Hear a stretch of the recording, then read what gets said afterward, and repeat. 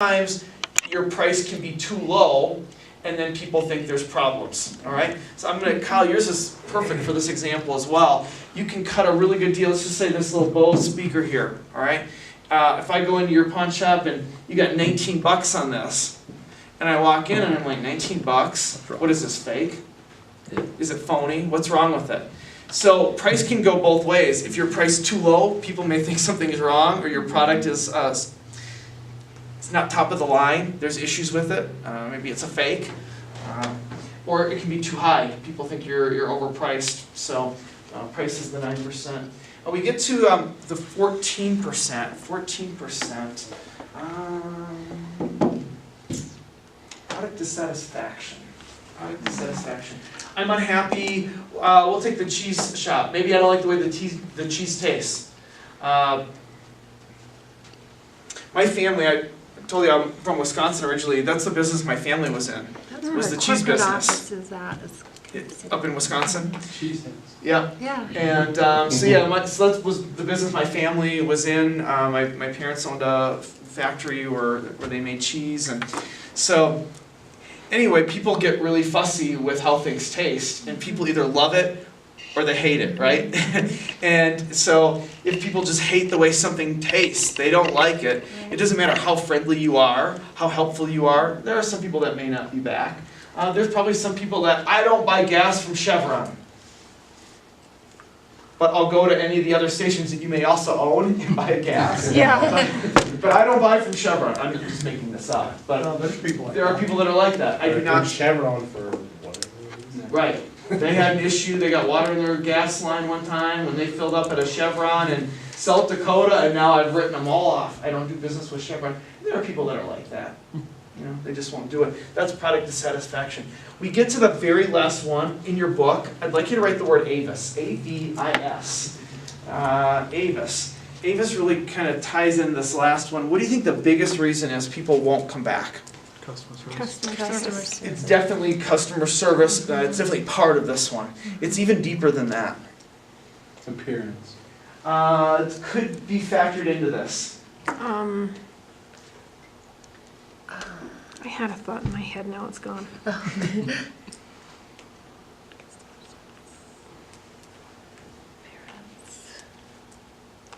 I'll give you an example. Last night I got gas here in town. I won't mention what station. Actually, I don't even know what the name of the station was, to be honest with you. I just pull in. Like, for me, like, gas isn't a big deal. I just, you know, if I'm not from the area, QT, I will go there if I see a QT. Otherwise, I just, you know, I pull in wherever. So, last night I thought, yeah, I'm going to go in, I want to stop at the gas station, I want to pick a couple of snacks. And of course, I got to go for some Diet Coke, you know. And so, the station that I walked in, I remember opening up the door. As I opened up the door, there was someone standing behind the register. And I noticed that this person didn't look up at all. And I don't know if there was a bell. You know, sometimes there's like bells that go off to let the cashier know that someone has walked in. I don't know if there was a bell or what was going on. You know, that I was kind of looking, where's the Diet Coke cooler from here? So, but I did notice the cashier was looking down. And so I went over and I got some snacks and I picked up, you know, my sodas, and then I walked up toward the cashier to pay for the items. And I noticed the cashier was still looking down. And as I got closer to the register, what do you think I saw? Texting. She had a movie going on. We weren't even texting. There was a movie. I was like, you know, looking to see. She had it like that, and she was doing this. And I walked up and I set all the items down. And it wasn't until I set the last item down that she reached over and pushed the pause button. And now listen, I was just buying Diet Cokes and a little bag of M&Ms or something. You know, it was nothing. I'm not going to be like your biggest spending customer that day.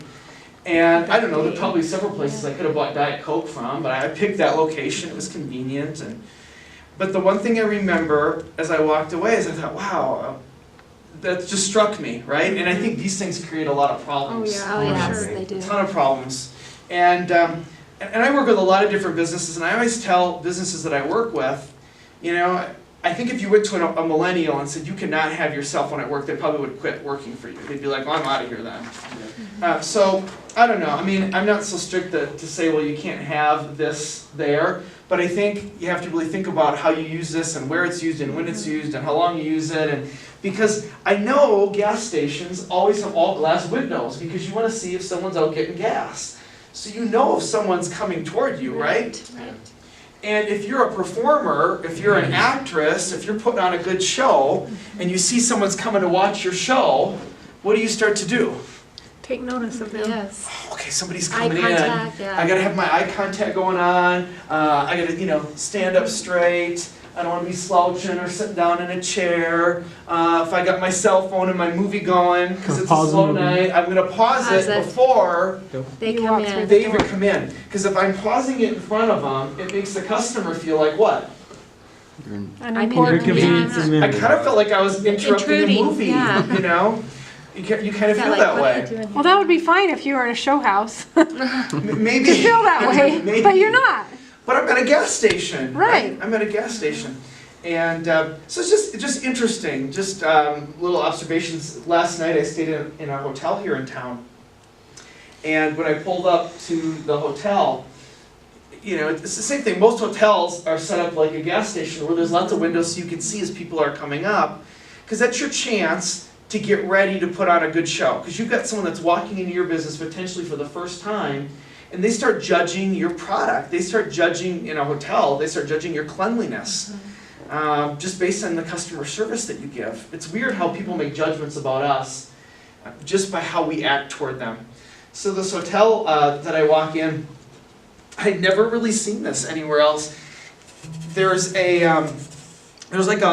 so here's the front desk. There's like a lounge chair on the side of the front desk that the employee would be working on. Do you know what I'm saying? Yeah. And so there's like this lounge chair right here, and Kyle, kind of where you're seated, there's a flat screen TV. And so I walked into the hotel, and I noticed the clerk was sitting in this lounge chair, and she had the remote control, right? And I don't even know what was on. There was like, I don't know, CSI or I something. knew you were gonna say that.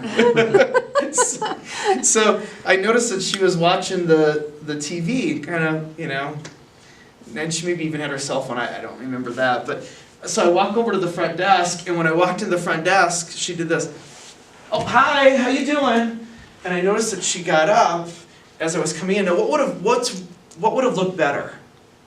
For her. She would have been Sat up down. before you Mhm. got in there. Yeah, I mean, I get it's a slow night, Mhm. probably pretty quiet. Flip the TV on. We have those times at all of our businesses where you get slow. But you always have to be prepared for that person before they walk in your door. Because if you're doing it after they've walked in, it's too late. The first impression has already Yeah. been set in stone. Yeah. And so anyway, I mention these things because I want you thinking about that at your business. They say the biggest reason people don't come back to a business, it's not these things. It's something even deeper. It's referred to as an attitude of indifference. Attitude of indifference. And how would you describe the word indifference? Like, what does that mean? Like you don't matter. You don't care one way or It another. doesn't Yeah, it matter if doesn't you're matter. there, if you're not, or Yeah, I'm gonna give you a ticket on that. It just doesn't matter. I don't really care. You can stay with me at the hotel. You can go to the hotel next door. You can get gas with me. And you cannot. It doesn't really matter. You want to buy 2 Diet Cokes? Go ahead. You don't. Whatever. It's no big deal. Do you ever see attitude of indifference when you're a customer? Mhm. You do. Yeah. And it may affect how much money you spend. Right. Or how long you stay in that business.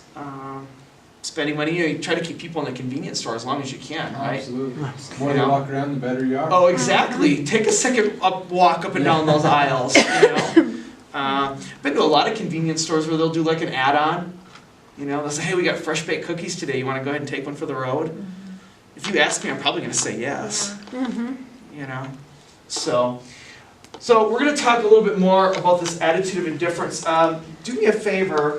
I'm going to have you just read up here on the screen. I'm going to put this up because you had said something, Catherine, I thought was really interesting. It's all about the beginning and the end of an experience that you have, right? It's about the start and the end of what people kind of are reading into us. go ahead and read this out loud with me here. We're starting at the very top. Only Smart people can read this. I couldn't believe that I could actually understand what I was reading. The phenomenal power of the human mind, according to a research at Cambridge University. It doesn't matter in what order the letters in a word are. The only important thing is that the first and the last letter be in the right place. The rest can be and still read it without a problem.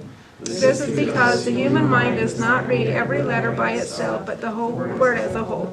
Amazing, huh? incredible. Yeah. Oh, my mouth got all I dry. mean, it's like you just learned another language when you kind of look at it that way. I wanted to share this with you because I think people really do.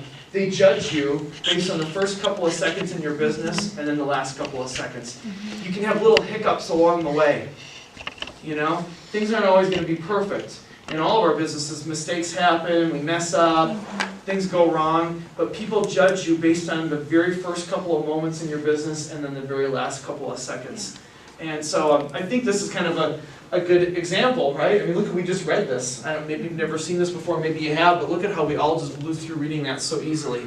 And the words are all jumbled up, except the first part and the last part. Can we go back to just a minute to the indifference? Because Sure.